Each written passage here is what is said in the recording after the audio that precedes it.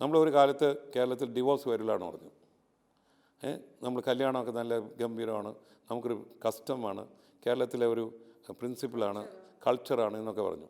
ഞാൻ മലേഷ്യ ജനിച്ച ഞാൻ 74 ഇവിടെ വരുമ്പം ഡിവോഴ്സിനൊരു സാധനം കേൾക്കാനില്ല, സെപ്പറേഷൻ്റെ വാക്ക് കേട്ടിട്ടേ ഇല്ല.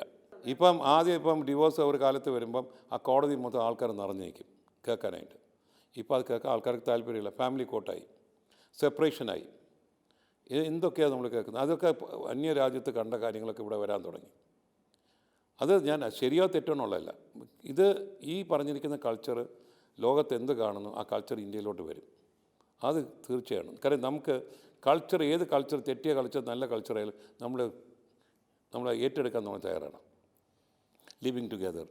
ഇപ്പോൾ കുട്ടികൾ തന്നെ നമുക്ക് ഓരോ വീട്ടിൽ കാണുമ്പം അവർക്ക് തന്നെ പേടിയാണ്. കുട്ടികൾ പഠിക്കുന്നു, പുറത്ത് പഠിക്കുന്നു, കല്യാണം ആയോ എന്ന് ചോദിക്കുമ്പോൾ അവർക്ക് പറയാൻ പറ്റുന്നില്ല. അപ്പോൾ അങ്ങനെ ഒരു കൾച്ചർ, കേരള കൾച്ചർ അല്ലെങ്കിൽ ഒരു ഇന്ത്യൻ കൾച്ചർ എന്ന സാധനത്തിൽ ഭയങ്കര ഷിഫ്റ്റ് ഉണ്ടായിട്ടുണ്ട്. ആ ഷിഫ്റ്റ് വന്ന പോലെ പല മേഖലയിലും ഷിഫ്റ്റ് വരുന്നു. അപ്പോൾ ആ ഷിഫ്റ്റാണ്. കേരളം നന്നാവും, കേരളത്തിന് എല്ലാ ഫ്യൂച്ചറും ഉണ്ട്. ഇതുപോലെ നല്ല സ്റ്റേറ്റ് കാണത്തില്ല. ഞങ്ങളെ പോലുള്ളവർ 40 വർഷമായിട്ട് ഇവിടെ ബിസിനസ് ചെയ്യുക. ഈ പറഞ്ഞിരിക്കുന്ന റോങ് പെർസെപ്ഷൻ, തെറ്റിദ്ധാരണ പുറത്ത് കൊടുത്ത് കേരളം നല്ല സംസ്ഥാനം അല്ലാന്നുള്ള നമ്മളെ മലയാളീസ് തന്നെ പുറത്ത് പറഞ്ഞുകൊണ്ട്